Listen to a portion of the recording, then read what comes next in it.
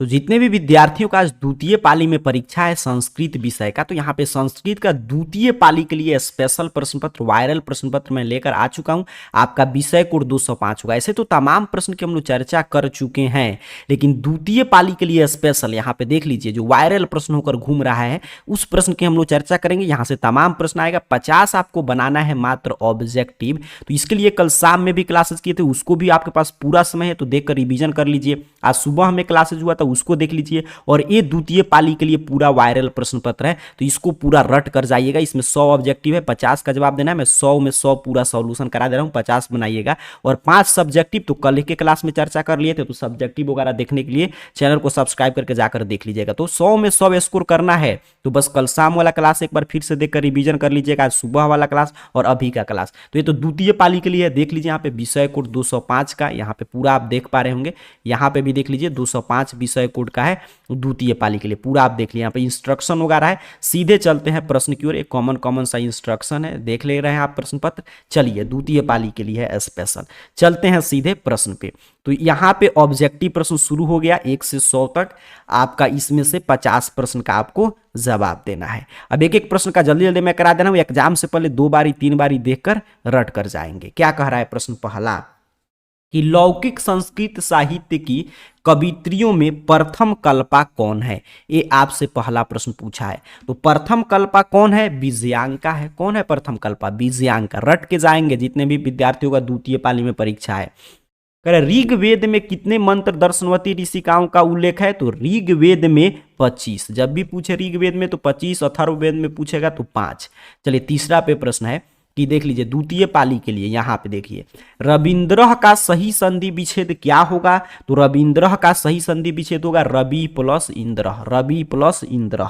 चलिए आगे बढ़ते हैं, अगला प्रश्न देख लेते हैं। चौथा नंबर क्या पूछा है कि अन्यायाम में कौन सा समास है?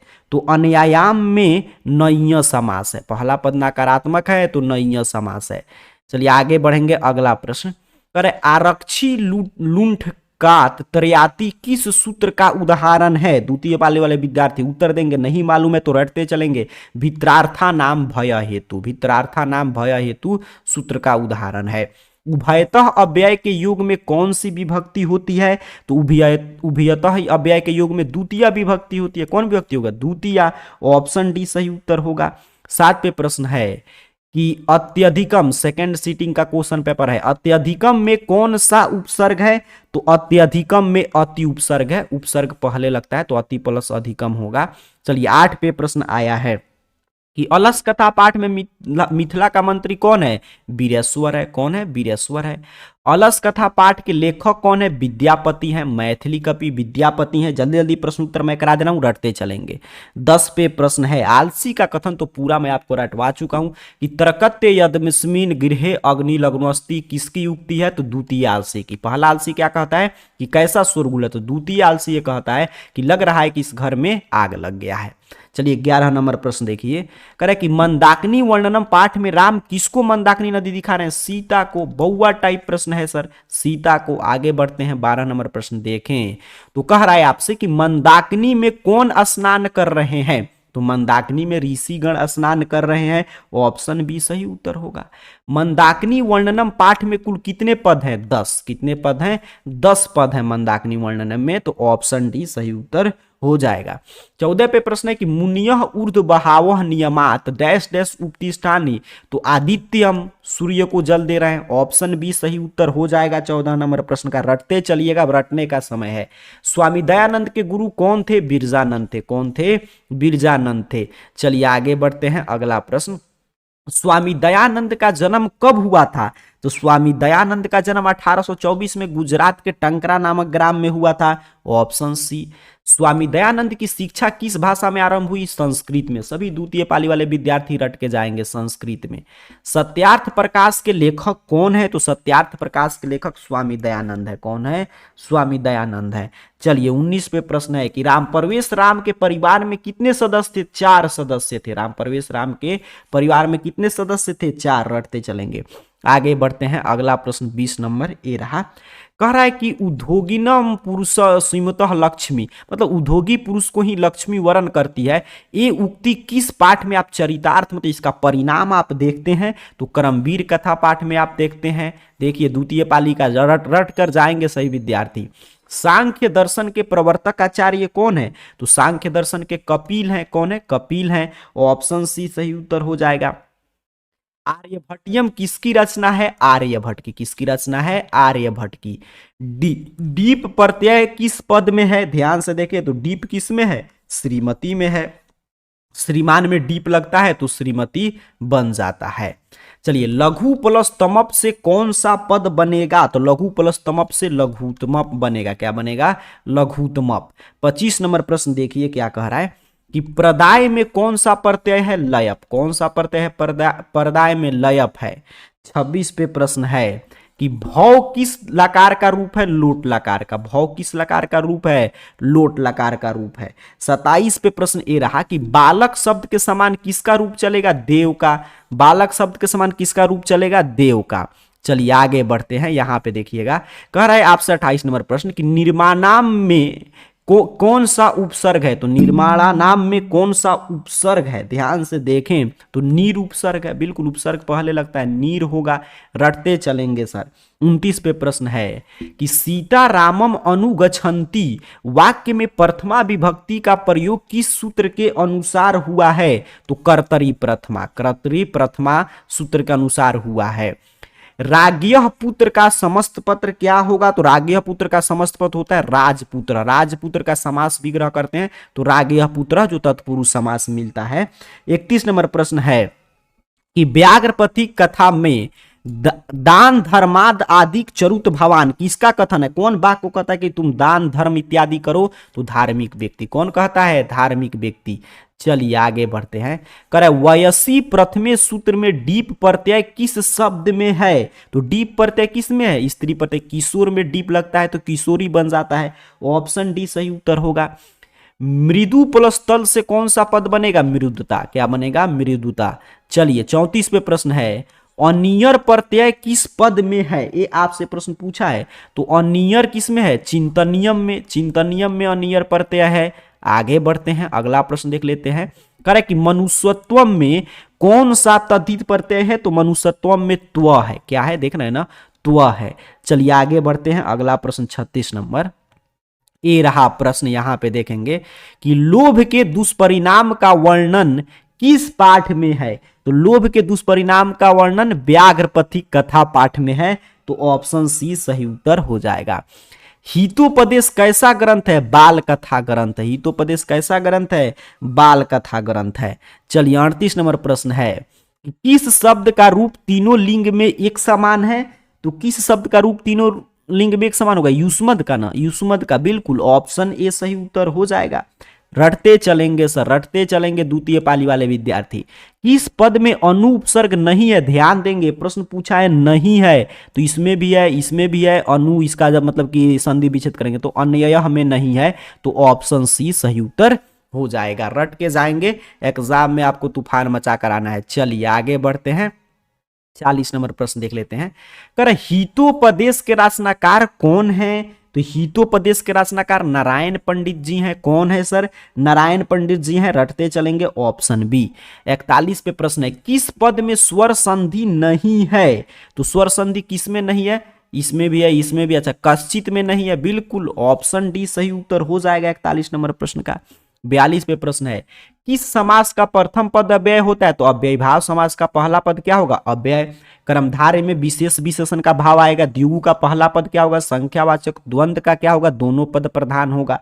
43 नंबर प्रश्न देखिए कह रहा है कि उपनगरम का विग्रह। तो उपनगरम मतलब होता है नगर के समीप। नगरस्य समीपम हो जाएगा। ऑप्शन सी सही उत्तर होगा। रटते चलेंगे सर। आगे बढ़ते हैं। अगला प्रश्न बिना अव्यय के योग में कौन सी विभक्ति नहीं होती है? यहां पे ध्यान देंगे प्रश्न पे। नहीं होती है तो बिना अव्यय के योग में चतुर्थी विभक्ति नहीं होगी। ऑप्शन ए सही उत्तर हो जाएगा। 45 पे प्रश्न है उदिते सूर्य सह अस्नाति वाक्य में सप्तमी विभक्ति किस सूत्र से हुआ है? तो इसमें सप्तमी विभक्ति यस्य च भावने भाव लक्षणम से हुआ है। ऑप्शन बी 45 का सही उत्तर हो जाएगा। 46वें प्रश्न है, अनुक्त कर्ता में कौन सी विभक्ति होती है? तो अनुक्त कर्ता तृतीया विभक्ति होगी, बिल्कुल तृतीया विभक्ति रट के जाएंगे। कर्णभार रूपक किसकी रचना है? ये आपसे पूछा है। तो कर्णभार जो रूपक है वो भास कवि महाभास की रचना है। तो ऑप्शन ए सही उत्तर। रटते चलेंगे, रटने का समय है, कुछ देर बाद पेपर शुरू होगा, 50 में 50 सही करके आना है। कर्णस्य दान वीरता पाठ में ब्राह्मण भेष में कौन प्रवेश करता है? शक्र। ब्राह्मण भेष में इंद्र शक्र के भेष में प्रवेश करते हैं। 49 पे प्रश्न है कि कर्ण सर्वप्रथम शक्र को क्या देना चाहा? तो गाय। सबसे पहले वो क्या देना चाहता है? गाय देना चाहता है। 50 नंबर प्रश्न है, कर्णस्य दान वीरता पाठ में न दातव्यम किसकी उक्ति है कि तुम मत दो? तो इस छल ले आके रोकते हैं कर्ण को कि कवच कुंडल मत दो, तुम्हारे साथ छल हो रहा है। ऑप्शन सी सही उत्तर हो जाएगा। एग्जाम में आपको 50 ही प्रश्न बनाकर आना है, लेकिन आप चाहते हैं 50 में 50 सही हो। द्वितीय पाली वाले विद्यार्थियों के पास तो तमाम मतलब कि आपके पास विकल्प है। एक तो ये द्वितीय पाली वाला वायरल प्रश्न पत्र में करा दिया, यहां से तमाम प्रश्न आ जाएगा। इसको देखकर 2 से 3 बार सेंटर तक रटते जाइएगा। फिर इसके बाद ध्यान से समझ लीजिएगा चीजें। फिर इसके बाद आपको क्या करना है कि आपका जो भी मतलब कि होगा मतलब सुबह वाला जो क्लास आज चला है उसको 2 से 3 बार देख कर रट जाइए, पूरा आपके पास समय। कल नाइट वाला क्लास देख लीजिएगा, उसमें सब्जेक्टिव का क्लासेस किए, तब जाकर एग्जाम में आपका 100 में 100 सही करके आइए। इससे बाहर क्या प्रश्न आएगा? चलिए चलते हैं अपने प्रश्न पे। यहाँ पे ए रहा प्रश्न 51 नंबर, ध्यान से देखिएगा और उत्तर दीजिएगा। नहीं मालूम होगा रटते चलिएगा। चलिए 51 पे प्रश्न है कि रामप्रवेश राम किस परीक्षा में विश्वविद्यालय में प्रथम स्थान प्राप्त किया था? तो विश्वविद्यालय में आप जानते हैं कौन सा परीक्षा होगा? कहेंगे सर स्नातक का होगा। बिल्कुल, आगे बढ़ते हैं। अगला प्रश्न देखिए क्या कह रहा है कि प्रशासन ने भीखन टोला में 1 कोस की दूरी पर क्या स्थापित किया था? प्राथमिक विद्यालय। क्या स्थापित किया था? प्राथमिक विद्यालय। चलिए अगला प्रश्न करे, अंतरा अंतरेण युक्ते सूत्र का उदाहरण इसमें से कौन है? तो अंतरा अंतरेण युक्ते सूत्र का उदाहरण ज्ञानम अंतरेण न मोक्ष है। बिल्कुल, यहाँ पे देख रहे हैं ना, यहाँ पे अंतरेण है, यहाँ पे भी अंतरेण है।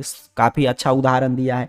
54 पे प्रश्न है कि जीवनस्य चरितम मतलब होता है जीवन चरितम। जीवन चरितम का समास विग्रह हो गया जीवनस्य चरितम। अगला प्रश्न 55 नंबर कह रहा है कि चतुरानन की समास का उदाहरण? अन्य पद प्रधानो बहुब्रीहि। अन्य पद प्रधान है तो बहुब्रीहि समास होगा। आगे बढ़ते हैं, किस समास का प्रथम पद संख्यावाचक होता है? तो कई बार मैं आपको रटा चुका हूं, द्विगु समास का प्रथम पद क्या होता है? संख्यावाचक होता है। राजा प्लस ऋषि का संधि क्या होगा? राजश्री। क्या होगा? राजश्री होगा। चलिए 58 पे ए रहा प्रश्न, करे कि संस्कृतम में कौन सी संधि है? व्यंजन। संस्कृतम में व्यंजन संधि है।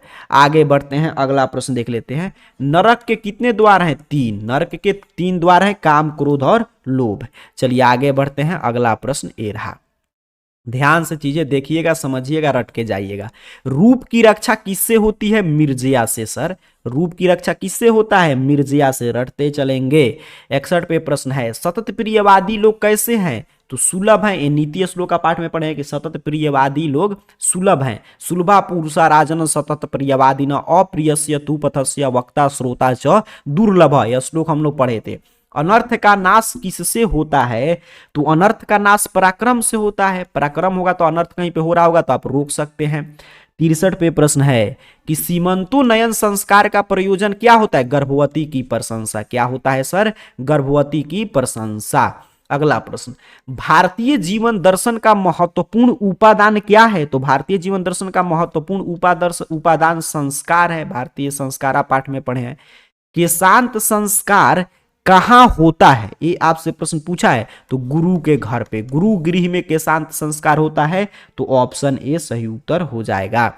अगला प्रश्न, संस्कार कितने प्रकार के होते हैं? 5 प्रकार के। और ये पूछे कुल कितने संस्कार है? 16। और 16 संस्कार को कितने प्रकार में बांटा गया है? 5 प्रकार में। आगे बढ़ते हैं, 67 नंबर प्रश्न देखते हैं।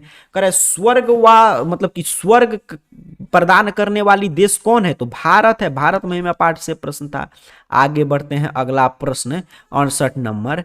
करे कि हमारी मातृभूमि कैसी है? तो हमारी मातृभूमि वत्सला, निर्मला, विशाला सभी है। तो ऑप्शन डी इनमें से सभी सही उत्तर याद करके जाइए। 69 पे प्रश्न आया है कि गांधी दर्शन से प्रभावित रचना सत्याग्रह गीता है। कौन है? सत्याग्रह गीता है। कंपन आरण्य का समय क्या है?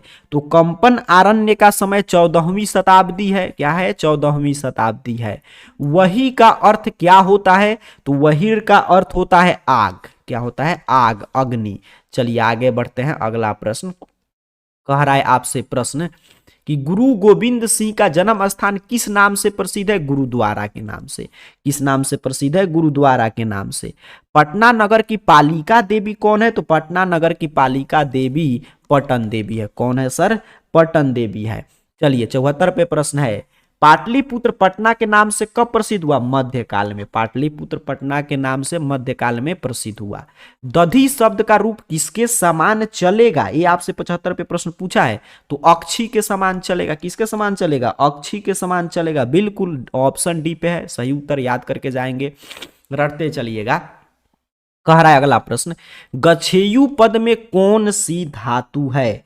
तो गच्छेयु में गद धातु होगा। बिल्कुल ऑप्शन सी सही उत्तर हो जाएगा आपके। अच्छा यहाँ पे गच्छेयु न है तो गम न होगा, गम ए है। ऑप्शन ए सही उत्तर हो जाएगा। देख लीजिए, गच्छेयु में क्या होगा? गम धातु होगा। ऑप्शन ए सही उत्तर है। आगे बढ़ते हैं 77 नंबर प्रश्न। करे भू में तुमुन लगाएंगे प्रत्यय तो कौन सा अव्यय बनेगा सर? तो भवितुम बन जाएगा। क्या बन जाएगा? भवितुम। आगे बढ़ते हैं 78 नंबर प्रश्न देखें तो कह रहा है कि किस पद में ठक प्रत्यय है? तो समाज में ठक लगाते हैं तो सामाजिकः बनता है। क्या बनता है? सामाजिकः।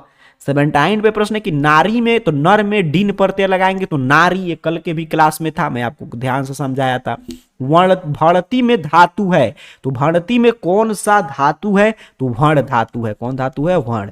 चलिए आगे बढ़ते हैं, अगला प्रश्न यहाँ पे ये रहा कि किस संधि में स्वर वर्ण के कारण विकार होता है? तो स्वर वर्ण के कारण जहां विकार हो तो उसे ही तो बोलते हैं स्वर संधि। उसे क्या बोलते हैं? स्वर संधि। चलिए अगला प्रश्न ये रहा, कह रहा है यद्यपि में किन किन वर्णों की संधि हुई है? तो ई और अ का। यद्यपि में ई और अ का संधि हुआ है। ऑप्शन डी सही उत्तर हो जाएगा। विसर्ग संधि का उदाहरण तो निह प्लस रोग विसर्ग संधि है। आगे बढ़ते हैं 84 नंबर प्रश्न, संस्कृत साहित्यम का विग्रह क्या होगा? समास विग्रह। तो संस्कृतस्य साहित्यम क्या हो जाएगा? संस्कृतस्य साहित्यम।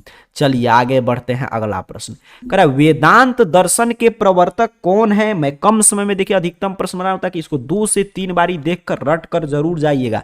जिनका भी एग्जाम है द्वितीय पाली में वो इसको बार बार देखकर और रट कर जाइएगा, सुनते हुए जाइएगा सेंटर तक ताकि चीजें याद रहे। वेदांत दर्शन के प्रवर्तक कौन है? तो वेदांत दर्शन के प्रवर्तक बदरायन ऋषि हैं। ऑप्शन बी सही उत्तर है।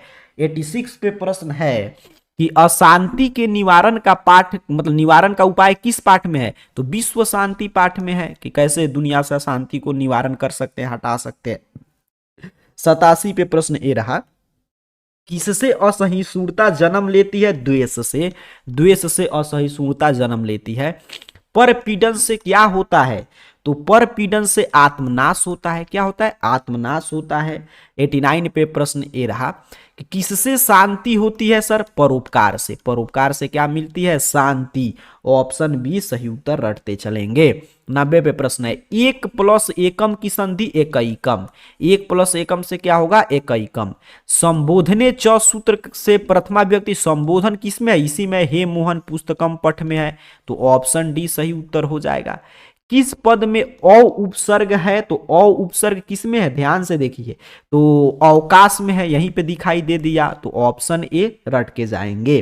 93 पे प्रश्न है कि माता पद का मूल रूप क्या होता है? तो माता का मूल रूप होता है मातृ। मातृ का रूप याद करते हैं तो उसमें माता आता है। ऑप्शन बी सही उत्तर हो जाएगा। आगे बढ़ते हैं, 94 प्रश्न है। अस्मद शब्द के प्रथमा विभक्ति एक वचन का रूप अहम होगा। क्या होगा? अहम होगा। प्रथमा विभक्ति एक वचन में अहम आता है। ऑप्शन सी सही उत्तर हो जाएगा। 95 पे प्रश्न है कि जही किस धातु का रूप है? तो हन धातु के धातु रूप में जही मिलता है, तो ऑप्शन डी हन याद रखेंगे। करे दा धातु का लीट लकार में जाएंगे और उत्तम पुरुष और एक वचन, तो दास्यामी क्या मिलेगा? दास्यामी मिलेगा। आगे बढ़ते हैं 97 नंबर प्रश्न। करे भक्ष प्लस कत से कौन सा पद बनेगा? तो भक्ष प्लस कत से भक्षितम बनेगा। क्या बनेगा? भक्षितम। ऑप्शन बी सही उत्तर हो जाएगा 97 नंबर प्रश्न का। 98 प्रश्न है कि लिखन पद किस प्रत्यय से बना है? सत्री से। लिखन किससे बनाता है? सत्री से बना है, इसमें सत्री प्रत्यय रहता है। आगे बढ़ते हैं, अगला प्रश्न देखिए। कह रहा है कि मयट प्रत्यय किस पद में है? तो जलमयम में मयट है। जलमयम में क्या है? मयट है। 100 पे प्रश्न है कि इंद्र का स्त्रीलिंग रूप क्या है? तो इंद्र का रूप है इंद्राणी। ऑप्शन ए सही उत्तर हो जाएगा। तो ये पूरा सेकंड पाली के लिए जो आपका वायरल प्रश्न था, ये मैंने पूरा इसका सॉल्यूशन करा दिया। अब आपको अगर 100 में 100 शुरू करना है तो जल्दी से जो स्क्रीन पे वीडियो आ रहा है उस पर भी क्लिक करके देख लीजिए और इसको 2 से 3 बार ही देख लीजिएगा। और जो अभी आपके स्क्रीन पे देखिए एक वीडियो का लिंक आ रहा है ना, उस पर क्लिक करके जल्दी से उसका भी रिवीजन करके जाइए और अभी का पूरा क्लास याद करके जाइए। आपका सेकंड पाली में एग्जाम है, आपका संस्कृत में 100 में 100 सही होगा। तो द्वितीय पाली के परीक्षार्थियों का संस्कृत में बिल्कुल 100 में 100 अंक आए। इन्हीं शुभकामनाओं के साथ आप सभी को बहुत बहुत धन्यवाद।